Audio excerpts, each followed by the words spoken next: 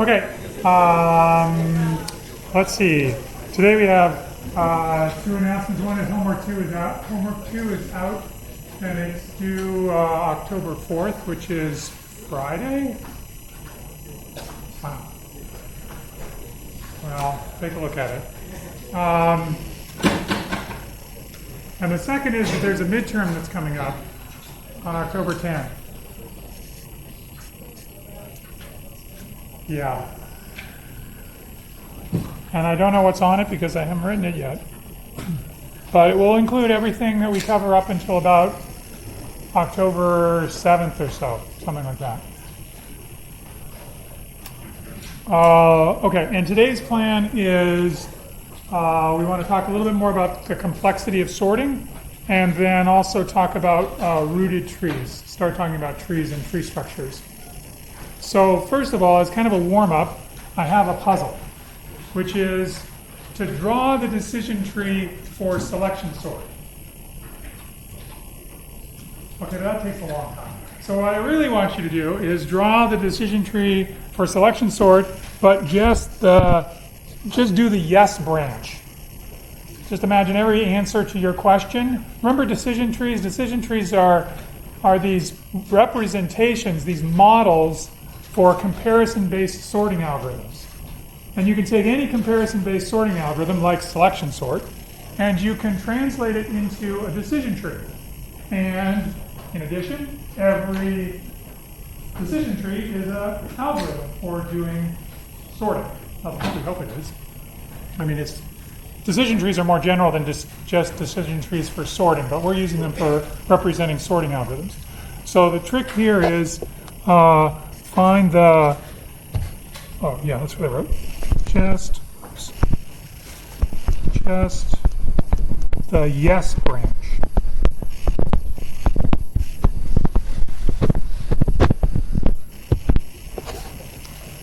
Okay, so the trick here is to figure out which original elements in the array are being compared.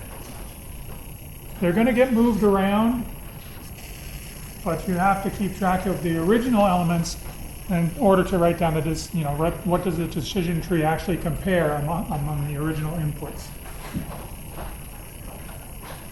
Anybody have any questions? Like, what is a decision tree? Anything like that? Okay. How about we do this for like 2 minutes or something like that? And you can ask your neighbor what a decision tree is because they know. If you don't.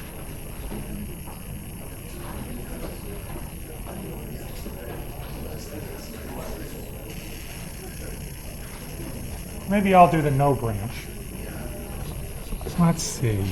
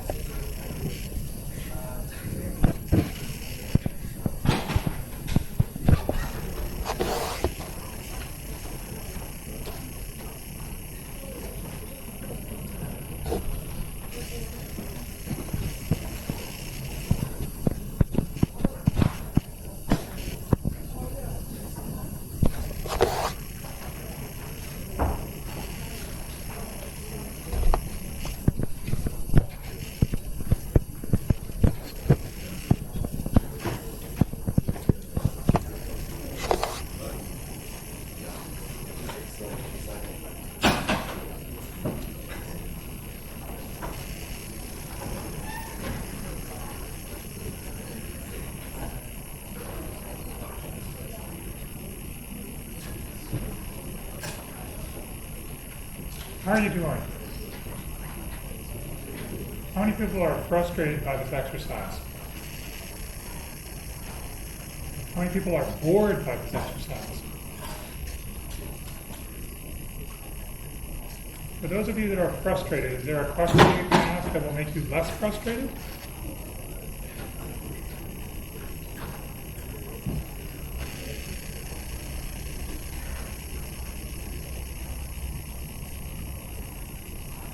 How many people are done with this exercise? I mean done, like done.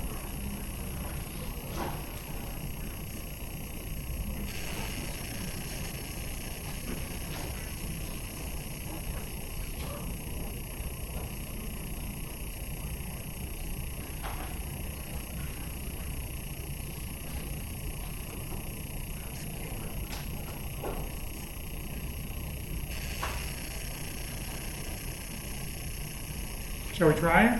Does anybody want to tell me what's the next? So the first comparison in selection sort, the first comparison that happens doesn't actually happen in selection sort. It happens in find min, right? Selection sort doesn't perform any comparisons at all. It relies on find min to do the comparisons. And so what's the first comparison that actually happens is someplace down in here when we look at AI versus S. In fact, that thing that I just underlined, that line, is the only place in the code where two elements from the input are being compared. And so the question is, what are the indices of the array elements that are being compared? And the first comparison, before any sort of swaps or any sort of weird stuff has happened, the first comparison is going to happen when we come into find min with b equals 0. S becomes AB, and so this comparison is AI, which I starts off as B plus 1, so I starts off as 1. It's comparing A1 against A0, saying is A1 less than A0. So that's where the first comparison came from. And if the answer is yes, then S changes. So now, rather than comparing against A0, the next comparison will be against A1. So we know that the next comparison is going to involve A1. And the other element, AI, is now I gets incremented by 1, and it goes up to 2. And so now we have a comparison between A2 and A1. Now, if that succeeds, then I don't have room for yes. Let's do yes this way. Yes. If that succeeds, then S again gets updated. S now becomes A2, and R gets updated to be 2, and the next time the for loop executes or tries to execute, it falls out because we're off the range of the array. And so the return value from find min is going to be 2. And it returns 2, and immediately what happens is the 0th element and the last element, they swap. So 0 and 2 swap. Okay? So if we had a list of the entries in the array, and they looked like this. The 0th one was A, and the second one was B, and the third one was C. Then after that swap, they would look like this. This is after the swap. And now we have another call in this outer for loop, the one that's inside of selection sort. We have another call to find min. And what does it do? Well, it starts off with I equals 1, and that one item is the original item in A1. It hasn't changed at all. So the next comparison is going to be B is equal to 1, and so we are looking at A1.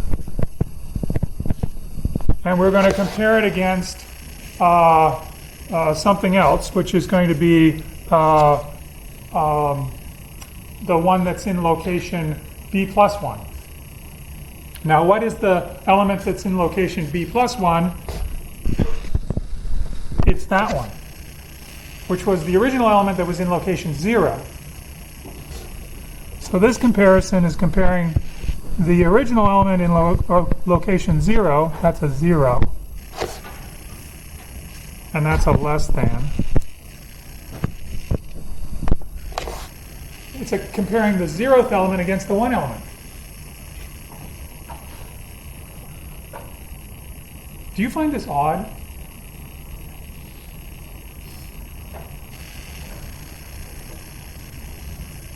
I mean, first the algorithm compared the first element against the 0th element. Then it compared the second element against the first element. And now it's comparing the 0th element against the first element. Is that weird? No? No, selection sort is what it's doing. Not weird. Except it is weird because it's already compared A0 and A1. It knows the answer. It already knows that the answer is A1 less than A0 is true. So is A0 less than A1?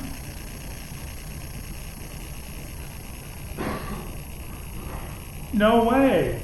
There's no way to follow the yes branch here. The answer to this one is no. This can't be the case. The first comparison said that A1 is less than A0. So this comparison can't go around and saying A0 is less than A1. That's not going to work. It doesn't work. No, I know, unless they're equal. Except nobody's equal. So just imagine nothing. Is this okay? Or are you like, how many people are really confused by what I just did? No? Somewhat confused. Let's say somewhat confused, that way everybody can understand it. Okay. The key part here that I want to get across, two things. The big key part is that any comparison-based sorting algorithm can be modeled as a decision tree.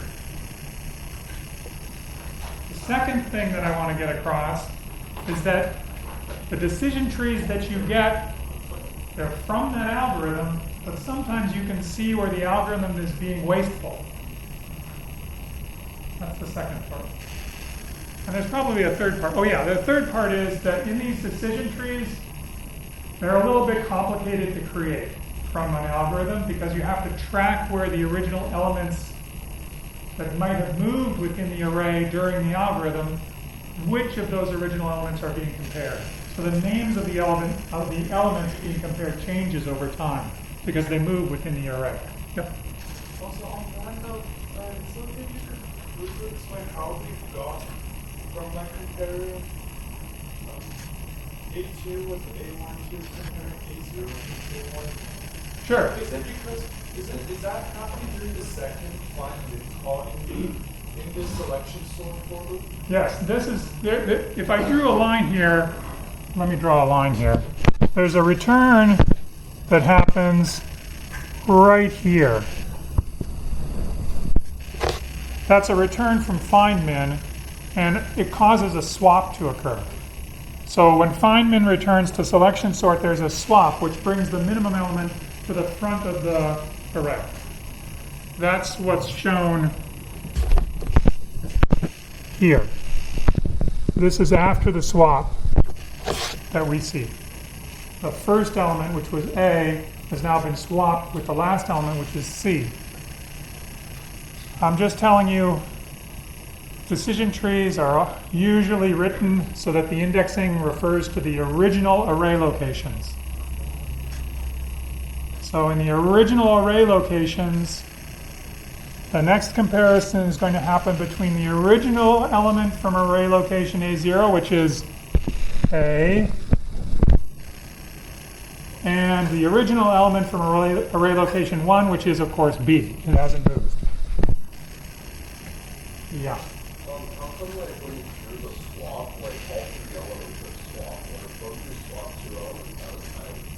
Can you get from this permutation ABC to the permutation CBA with 1 or 2 swaps? Oh, sorry about that. It's just games, right? No, it's good. But it's interesting to know that you can't get from this permutation to the next permutation if you did 2 swaps. These permutations are off by an odd number of swaps. Right, so on the left side, like the guess, it's just like you increment to compare to find them in, and then once you found them in, you return to like, and then you do the next comparison with A0 being A, which was previously, A0 being A and A1 being B. And then the reason you're doing that is because you're referring to the original index. That's right. Because what I really am trying to do is get in the decision tree, what I'm trying to extract is the original elements of the array that are being compared during the course of the algorithm. So you could imagine running the decision tree and understanding exactly what the comparisons are.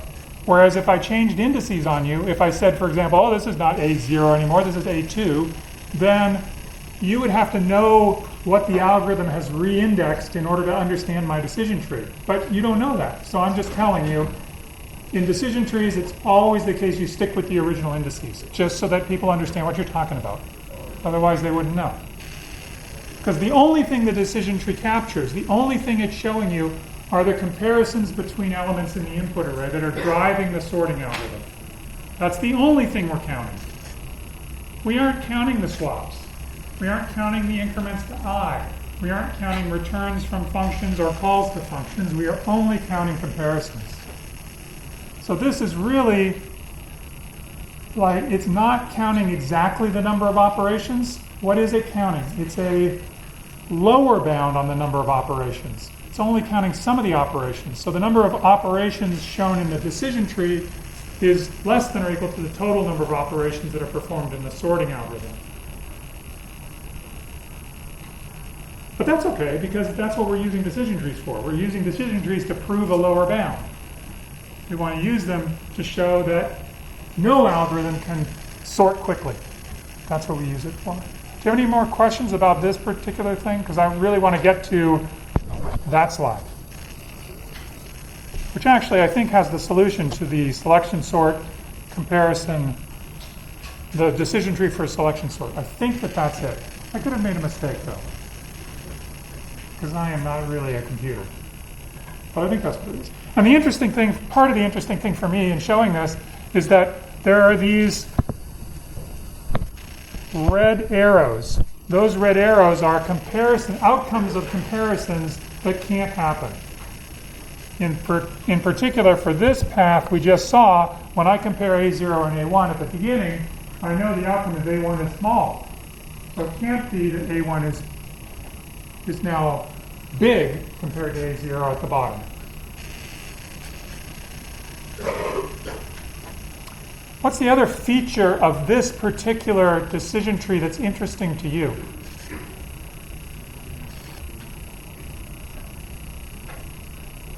Besides the little red arrows. This is selection sort. It's kind of interesting. Yeah.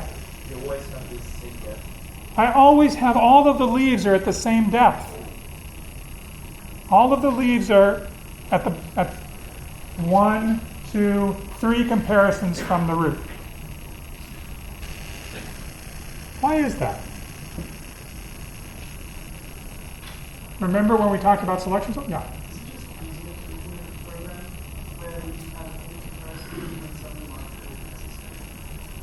Yes, selection sort redoes comparisons that it knows the answer to because it doesn't want to keep track of the results of those comparisons in order to prevent itself from comparing them. It would be more work to do. And you can imagine the way that it works is by doing findmin, it forgets everything that it's done before. It's like a new call to findmin. It's not going to use any of the comparisons that were done on the previous call. It just does it from the beginning again, which is wasteful. But you can start to see why selection sort isn't so great. it's not even as good as insertion sort, which is what the previous decision tree we saw was. Because even in insertion sort, not all of the leaves of the decision tree and insertion sort are at the same level. It has a best case running time, which is different than its worst case running time. This selection sort doesn't matter what comparisons you perform, you are always going to take 3 steps. The best case is the same as the worst case in terms of comparisons. Which is why when we looked at the best case and worst case of selection sort, they were order n squared, both of them. Or at least they were the same. The fact that they were n squared, that's something different. The fact that they're the same is because all of the outputs happen after the same number of comparisons. Okay, so now I hope that you now have in your sort of head that this sort of depth or height or whatever you want to call it of this decision tree, that somehow reflects the running time, the number of comparisons that are performed by the algorithm on any particular run. It will, on some run, it will say, make a comparison, make another comparison, make another comparison, and stop. So it follows a path from the root down to a leaf. That number of comparisons that it performs on the path, that's the running time. Okay, great. And so just like we talked about last time, if you want to sort n things, you have to be able to rearrange them in n factorial possible ways. So each one of the leaves of this tree tells you how to rearrange the input so that it's sorted. And if you didn't have one of those possibilities, one of the possible ways of rearranging 3 elements, if you didn't have one of those, you wouldn't be able to sort all inputs. There would be some mixed up input that you wouldn't be able to unravel. You wouldn't be able to sort it because you wouldn't have a leaf that would allow you to reorder it in the correct order. So that's why we know that there are n factorial leaves. And because we know there are n factorial leaves, we have to think about how tall the tree is in order to get down to n factorial leaves. And that's, it's a binary tree. There's only 2 children per node. And so the number of levels that you go down, each time you go down a level, you double the number of nodes. The number of levels you have to go down in order to get to n factorial nodes is log base 2 of n factorial. So our running time lower bound, the height, is log of n factorial. And then the number of comparisons that are made in the worst case is log of n factorial. And therefore, any correct comparison-based sorting algorithm, which must have n factorial leaves in order to be a correct sorting algorithm, has height at least log base 2 of n factorial. Isn't this cool? Like somebody thought of this. Like who thought of this? It's like a model of an algorithm that's precisely the model you want in order to analyze the running time.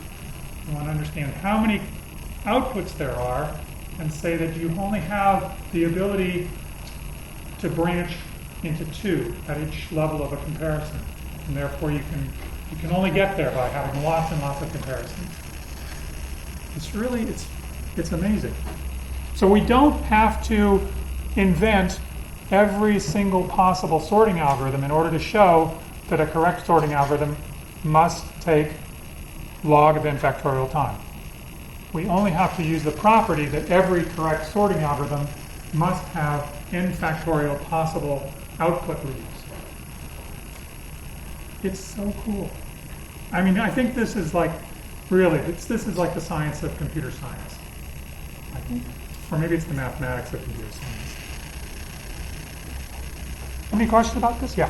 Sure. How do you get from like log of n factorial to complexity of log? I am so glad you asked that question. How do we get from log of n factorial to the complexity of big omega of n log n? Excellent question. Exercise number 2, find a tight asymptotic bound on T of n equals log of n factorial. I took away the floor or the ceiling because we don't have to worry about that. But, and in fact, I'll give you a warm-up exercise. Here we go. Okay, so here's the warm-up. I'm going to do the warm-up. No, you're going to do the warm-up. No warm-ups. Anyway, never mind. Let's first of all, we'll warm up by showing that this is not big omega. We'll show that log of n factorial is big O of n log n. Okay? This is not what we want to show, but this is easy. So we have that t of n is log of n factorial. Remember, we're trying to show big O, big O. So we want to show that t of n is less than or equal to some constant times n log n. And so I can say, well, this for sure, log of n factorial is log of n times n minus 1 times n minus 2 times n minus 3 times n minus 4. That n factorial is certainly less than n times n times n times n times n times n times n times n n times. So that's log of n to the n. This is true just so that we don't have to quibble about n being 0. Let's just say for n greater than or equal to 1. Definitely true. What is log of n to the n? Yeah. Woohoo, we're done.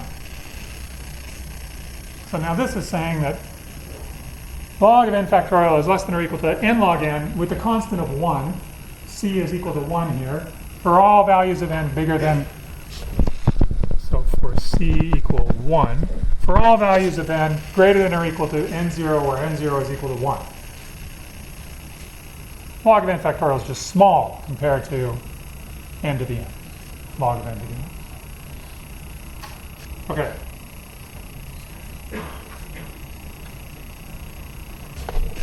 Everybody good with this? Now we want to show t of n, which equals log of n factorial. We want to show that it's, oh, sorry, I forgot the punchline. T of n, therefore, is big O of n log n.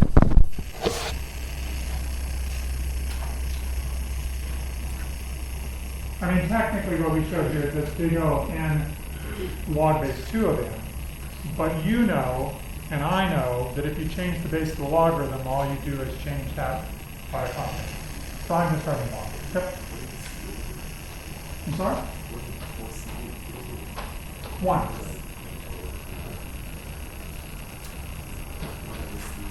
Oh, what does the C mean?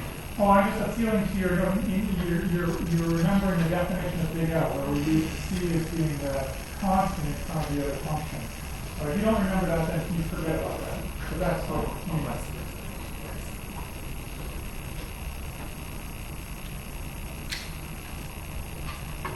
Okay, so we've got big O of n log n. We want big omega of n log n. That's what we really want, because we want to prove this. Every sorting algorithm takes more than n log n time. It takes at least n log n time. Okay. Do you want to try this?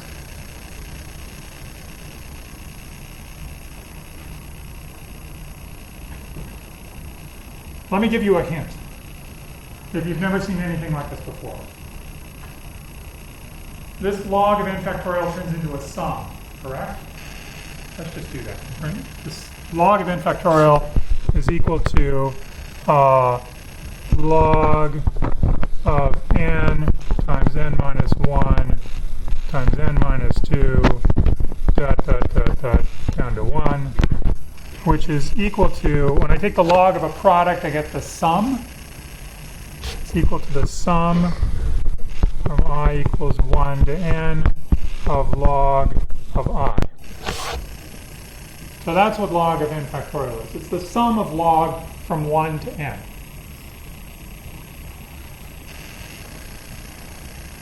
So here's the hint. Lots of the things in this summation are big. How's that for a hint?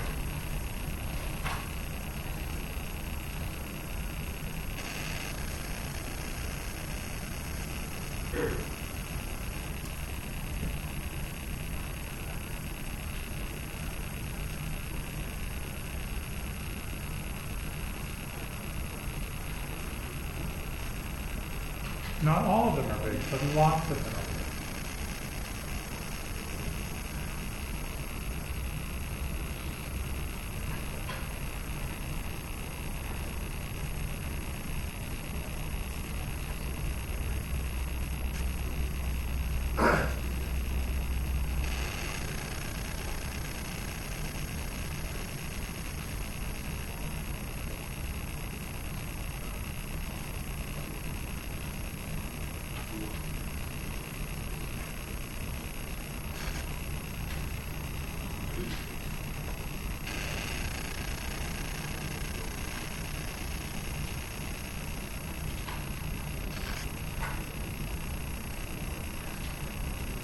So let's take a time out just to, there's a lot of people that are staring at the screen, which is not a good thing.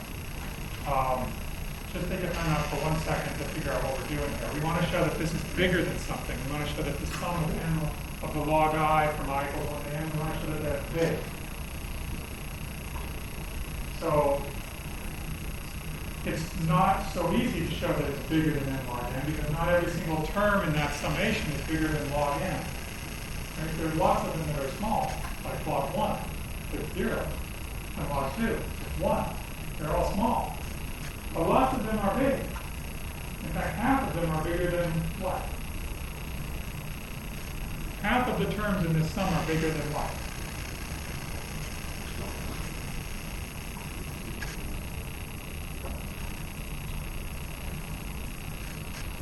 Half of the terms are bigger than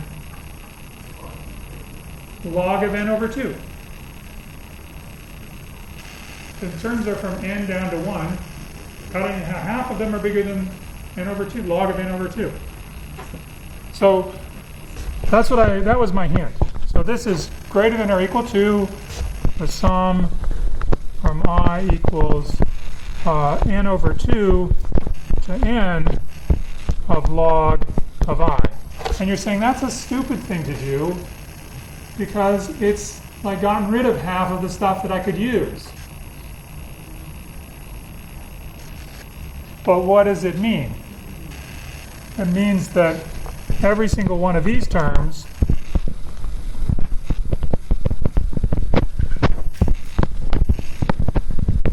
is bigger than log of n over 2. And log of n over 2 is not much smaller than log of n. It is log of n over 2.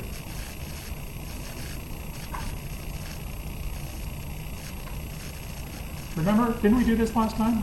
If I want to divide n by 2, the number of times it takes me to get down to 1 is log of n. If I start with n over 2, how many times do I have to divide n over 2 by in order to get down to 1? 1 less. I just did 1 division by 2 to get to n over 2. There's 1 less. So I know that log of n over 2 is just, this is equal to the sum of log of n minus 1. This is not log of n minus 1, it's log of n minus 1. Same indices, n equals.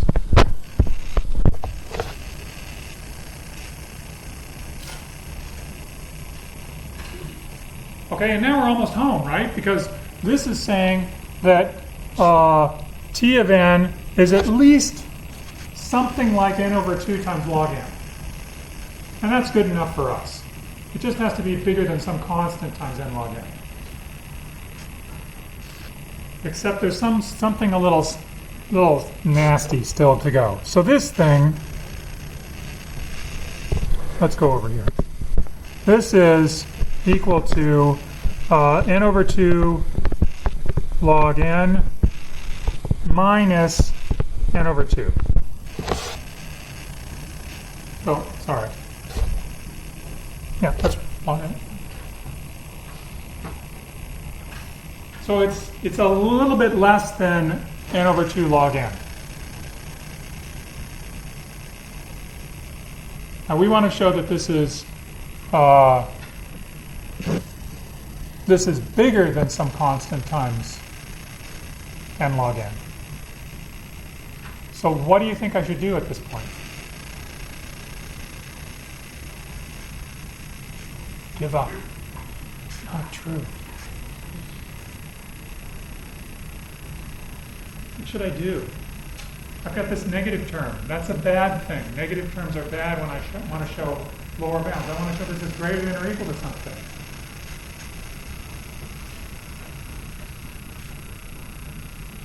Okay, here's another thing that you can do in these sorts of situations. What do you know about n log n versus n?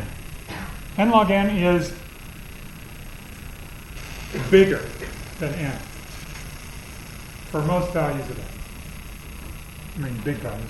So what we can do is we can steal some of the n log n and use it to pay for the minus n. The minus n over 2. So we're going to steal it. Okay, let's steal it. This is equal to n over 4 times log n plus n over 4 times log n minus n over 2. We're going to take the n over 4 log n and we're going to use it to pay for the minus n over 2. Or you're going to choose it, so we're going to choose n big enough so that that value right there that I circled, we're going to choose it so that that value is bigger than 0. And if we do that, then we'll have shown that everything at t of n is greater than or equal to 1/4 n log n. Okay, so we want to show pick n so that this is greater than 0 or equal to.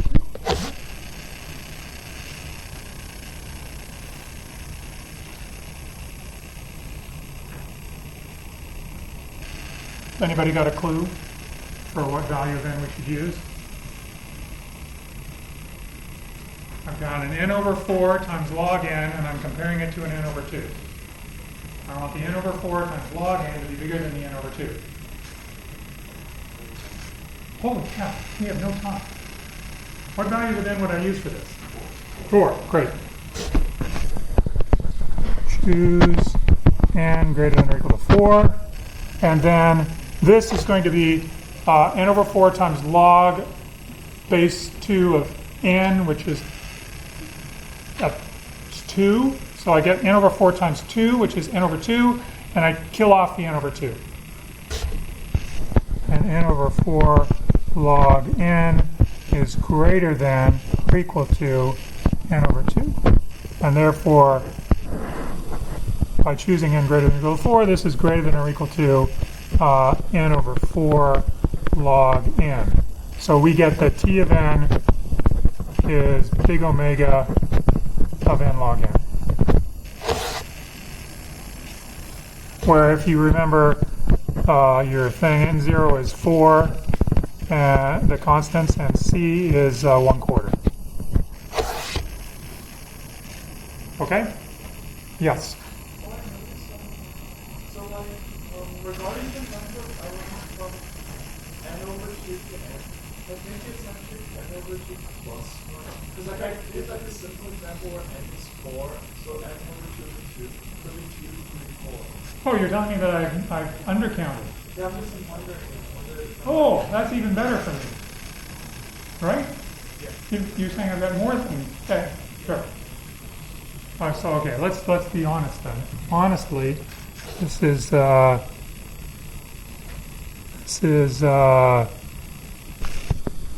greater than or equal to. Yeah? Yeah. Wait, so like in the very last step, can't we just immediately go to like n over 2 log n minus 2? That very last line is like greater than or equal to like n over 2 log n minus like n over 4 log n. Because like n over 2 is greater than n over 4 log n. You can do it as you wish. I'm just showing you how I would do it, but I'm not saying that this is the only way to do it, but I'm just trying to point out that you can pay for negative stuff by using positive stuff. That's really the point. And I wanted to make it clear what negative stuff was being paid for by what positive stuff. So I separated it out. But you don't have to do that. Yeah. Why don't you actually choose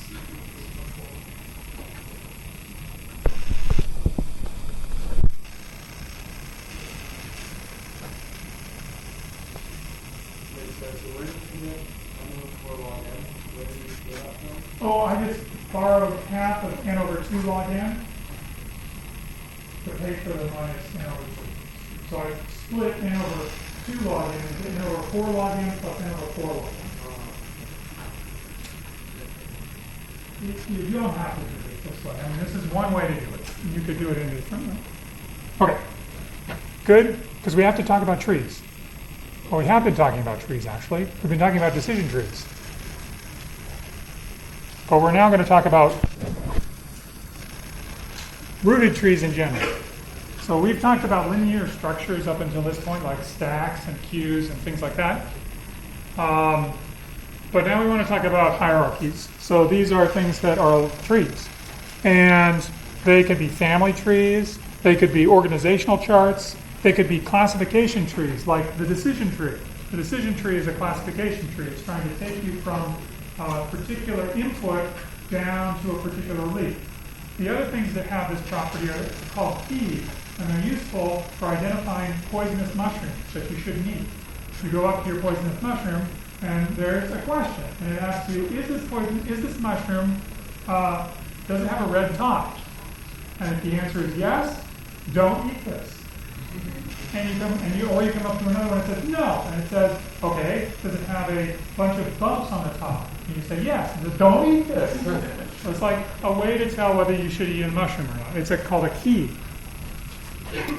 And also, there's computer science applications as well. There's your directory structure on Unix. It's all basically a tree. You have a root directory, you've got a bunch of subdirectories, which each have subdirectories, yada, yada, yada. And also, if you look at call graphs, if they're non-recursive, they look like a tree. From a call, it might have several calls to other functions, but there's no loops. There's no calls back to the function that I was originally calling, because it's non-recursive. So trees are showing up in lots of places. And so here we go. We're going to have a quiz. This is the crowd participation quiz.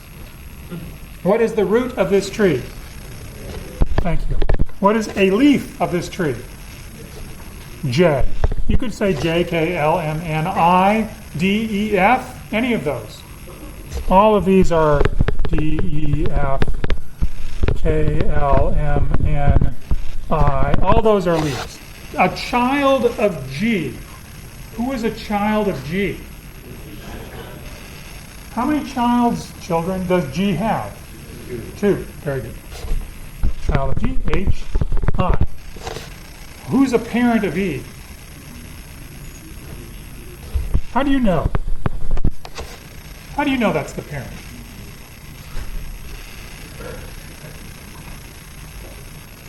Well, let me ask you this. Who's the parent of G? How do you know that the parent of G is an H? There's a direction on the arrow. It's a rooted tree. It's got a root, and all of the edges are pointing away from the root, and so when you look for an ancestor, you look back up towards the root. This is not true for things called free trees. Free trees don't have roots. They're just free. Like it's just a tree. Just relax. Things cool. Okay. It's a sibling of D. Sibling of D. Yeah. Thank you. An ancestor of K. There's so many. H, G, C, A. Sometimes even K is thought of as being an ancestor of K, but let's not do that right now. How about a descendant of G? Lots of them. H, I, J, K, L, M, N. And a subtree at G. What is a subtree at G? It's the tree that's rooted at G. And all the stuff below it is part of the subtree at G. So the subtree of G is that. You guys are excellent. I knew you would be. There's some definitions that you can look at in your leisure. What is the depth of a node? If I wanted to look at the depth of node F, It's the number of edges. I know this is weird, but it's the number of edges on the path from the root to that node. So this is 1, 2. So the depth of f is 2. The height is the number of edges on the longest path from the root, or whatever node you're worrying about the height of, to a leaf. So what is the height of this tree? The height of the tree is the height from the root to the deepest leaf, number of edges. 1, 2, 3, 4. So the height is 4. And what is the height of G? It's 2. Here's a question that's always asked on midterms. Is the height of a node the same? Is the height of a node plus the depth of the node equal to the height of the tree? I don't know. Anyway, that's a question that's often asked. If a tree contains n nodes, how many edges does it have?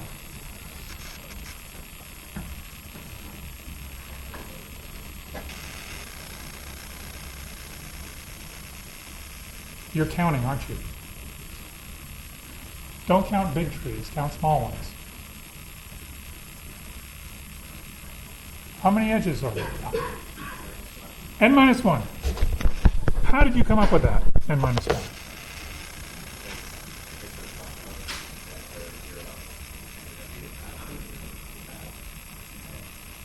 Very good. So whenever you start with one node, there are 0 edges. And then whenever you add a node, you have to link it into the tree by an edge. That adds 1 edge and 1 node. That sounds like a great proof. Also, when we're counting the nodes, leaves also count in the node. Oh yeah. Oh yeah. Nodes and leaves they're all nodes. Yeah. Does it mean that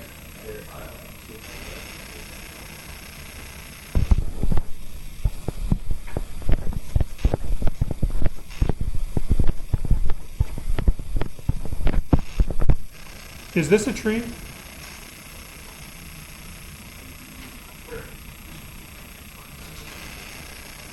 I haven't even defined a tree, have I? Just relied on your intuition. Is that a tree? Great question. No, it's not. This is called a directed acyclic graph, or a DAG. Directed acyclic graph. It's directed because the edges are directed. It's acyclic because there's no way for you to walk around following the edges' directions so that you get a cycle. Go back to where you started from. So it's directed, it's acyclic, and it's a graph. But we're not talking about graphs yet. Graphs are later. Yes?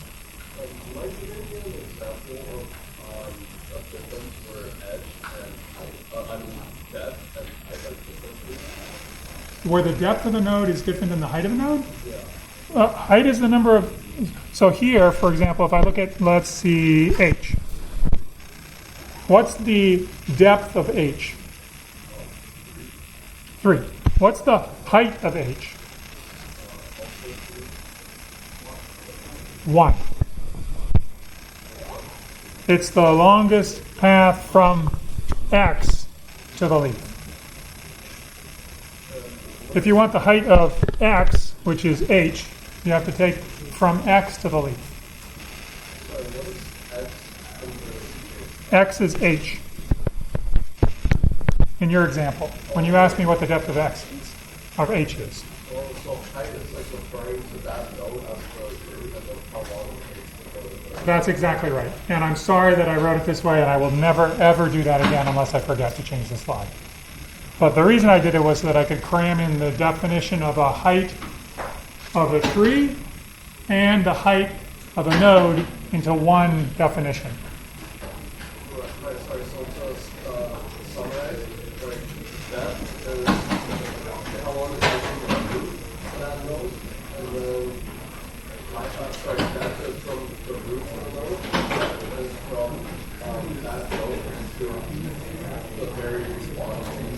Right. Yeah.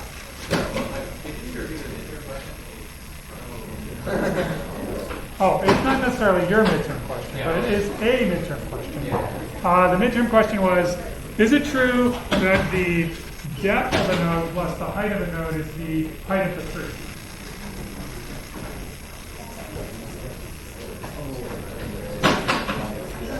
Okay, I will see you next time.